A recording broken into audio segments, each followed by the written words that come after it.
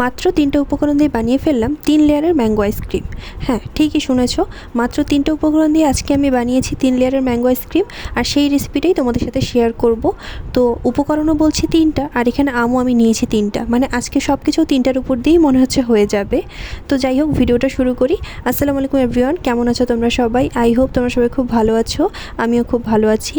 তো আজকের ভিডিওটা কী নিয়ে সেটা তো সবাই অলরেডি বুঝতে পেরেই গিয়েছো। আজকের ভিডিওটা হচ্ছে ম্যাঙ্গো আইসক্রিম নিয়ে।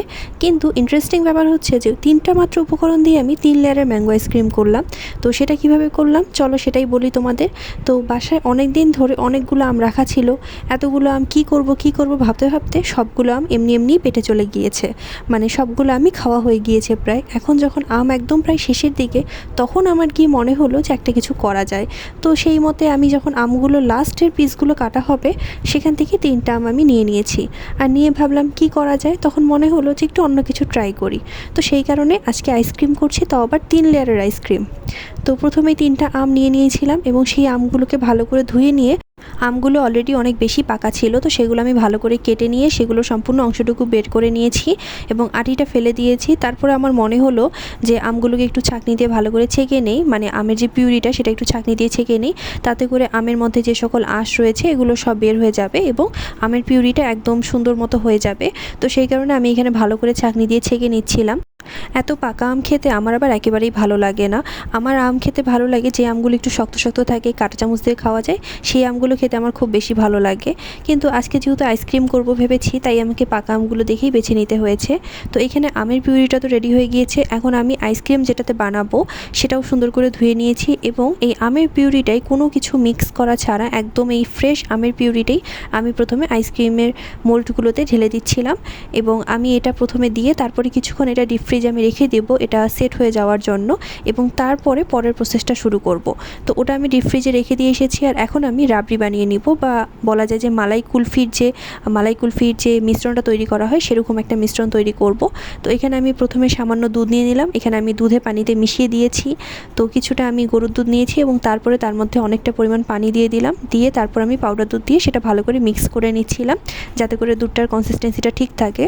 পাউডার দুধটা ভালো করে মিক্স করে নিয়ে এর মধ্যে 2টা এলাচ দিয়ে দিলাম এবং খুব ভালো করে নাড়াচাড়া করে যেতে হবে। এবং যখন দুধটা কিছুটা ঘন হয়ে আসবে তখন আমি এর মধ্যে কনডেন্স মিল্ক দিয়ে দিলাম। তোমরা চাইলে চিনিও ইউজ করতে পারো, কিন্তু কনডেন্স মিল্ক দিলে আমার মনে হয় যে রাবড়িটা বা যে মালাইয়ের মিশ্রণটা আমরা তৈরি করছি, যে মালাই কুলফির মিশ্রণটা, সেটা আরও বেশি একটু ঘন হয় এবং খেতেও বেশ ভালো লাগে। তো সেই কারণে আমি কনডেন্স মিল্ক দিয়ে দিয়েছিলাম, যেহেতু বাসায় এটা ছিল। আর তোমরা তো অলরেডি বুঝতে পেরেই গিয়েছো যে আইসক্রিমের 3টা লেয়ারের মধ্যে প্রথম লেয়ারটা কিন্তু হবে একদম ফ্রেশ ম্যাঙ্গো পিউরির, যেটা অলরেডি আমি আইসক্রিম মোল্ডে ঢেলে ফ্রিজে ডিপ হওয়ার জন্য রেখে দিয়েছি। এখন আমি এখানে দ্বিতীয় লেয়ারটা তৈরি করে নিচ্ছি। আর সেজন্য আমি কিছুটা রাবড়ি যে মিশ্রণটা আমি করেছিলাম সেই মিশ্রণটা কিছুটা আমি নিয়ে নিলাম এবং তার মধ্যে 4 চামচের মতো আমি ম্যাঙ্গো পিউরিটা অ্যাড করে দিলাম। এই যে এটা আমাদের দ্বিতীয় লেয়ারটা তৈরি হয়ে গিয়েছে। এখন ফ্রিজ থেকে আইসক্রিমের মোল্ডটা বের করে নিয়ে এসে তার মধ্যে আমি এই মিশ্রণটা এখন ঢেলে দিব। এই আইসক্রিমটা খুবই সিম্পল এবং খুবই ইজি। এটা শুধুমাত্র বাসায় আম, দুধ, চিনি, এই 3টা জিনিস থাকলেই আমি বলবো যে যে কেউ এটা বানাতে পারবে। এটা তোমরা এরকম মোল্ডে বানাতে পারো বা চাইলে অন্য কোনো কিছুতেও বানাতে পারো, কিন্তু এটা বানানো কিন্তু খুবই ইজি। তো এখানে দ্বিতীয় যে মিশ্রণটা তৈরি করেছিলাম সেটা এটার উপরে ঢেলে দিচ্ছিলাম।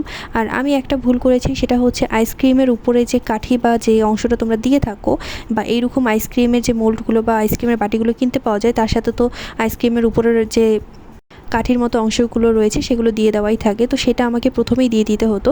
সেটা না দেওয়ার কারণে পরে একটা আইসক্রিমও সেই কাঠি বা সেগুলোতে লাগছিল না। তো তারপরে আর কি করার, আমি আইসক্রিমগুলো সেভাবেই ঢেলে নেই, মানে কাঠিগুলো সরিয়ে দিয়ে তারপরে একদম পুরো উল্টো করে আমাকে ঢেলে নিয়ে খেতে হয়। আর এখানে দ্বিতীয় লেয়ারটা দেওয়ার পর আমি আবার আইসক্রিমটা ডিপ ফ্রিজে কিছুক্ষণ রেখে দিয়েছিলাম এবং তারপরে সেটা সেট হয়ে যাওয়ার পর আমি একদম লাস্টের যে লেয়ারটা, অর্থাৎ আমি যে রাবড়িটা বানিয়েছিলাম সেই রাবড়িটা আমি দিচ্ছিলাম। এবং আমার একটু কম পড়ে গিয়েছিল, যে কারণে আমি পুরো ভরে একদম দিতে পারিনি, আরও বেশি করে বানানো উচিত ছিল আসলে আমার। তো যাই হোক, যতটুকু হয়েছে ততটুকুই আমি সবগুলোতে একদম সেট করে দিয়েছিলাম। এবং এই যেখানে তোমরা দেখতে পাচ্ছ আইসক্রিমের 3টা লেয়ার একদম স্পষ্ট বোঝা যাচ্ছিল কিন্তু। তারপরে উপরের যে কাঠির মতো অংশগুলো দেওয়া থাকে সেগুলো আমি দিয়ে দিচ্ছিলাম একটা একটা করে সুন্দর করে। আর যদিও বা আইসক্রিমটা সম্পূর্ণ হয়নি বা এই কাঠিগুলোতে আইসক্রিমটা একদম ঠিকঠাক মতো লেগে গিয়ে যে উঠে আসবে সেরকমটা হয়নি, কিন্তু আইসক্রিমটার স্বাদে কিন্তু কোনো কমতি হয়নি। আইসক্রিমটা খেতে কিন্তু খুবই মজা হয়েছে। আমার যদিও বা ঠান্ডা লেগেছে, সর্দি লেগেছে, তার মধ্যেও আমি অলরেডি 2টো আইসক্রিম খেয়ে সেটা আরও বাড়িয়ে ফেলেছি। তো এই যে তোমাদের যেটা বলছিলাম যে ওই কাঠিগুলো বা যেটাই বলো না কেন তোমরা, সেটার মধ্যে আইসক্রিমগুলো ঠিকঠাক মতো লাগেনি, তো সেই কারণে আমাকে আইসক্রিমটা উল্টো করে পুরো ঢেলে নিতে হয়েছে। তো এই যে আইসক্রিমটা এখানে হয়ে গিয়েছে এবং অনেকটা গলে গিয়েছে অলরেডি। আসলে এত গরম পড়েছে যে বের করতে করতে আইসক্রিম অনেকটা গলে যেতে শুরু করে, কিন্তু আইসক্রিমের স্বাদে কিন্তু কোনো কমতি হয়নি। আইসক্রিমটা খেতে খুবই মজা হয়েছে, বিশেষ করে এই ম্যাঙ্গোর অংশটার সাথে, মানে ম্যাঙ্গো পিউরির অংশটার সাথে রাবড়িটা মিক্স করে খেতে তো খুবই ভালো লাগছে। তো তোমরা অবশ্যই বাসায় এটা ট্রাই করো। সবথেকে সহজ এবং ইজি ম্যাঙ্গো 3 লেয়ার আইসক্রিম। একটু ভুল হলেও রেসিপিটা কিন্তু অনেক সহজ। Okay bye, please like, share and subscribe.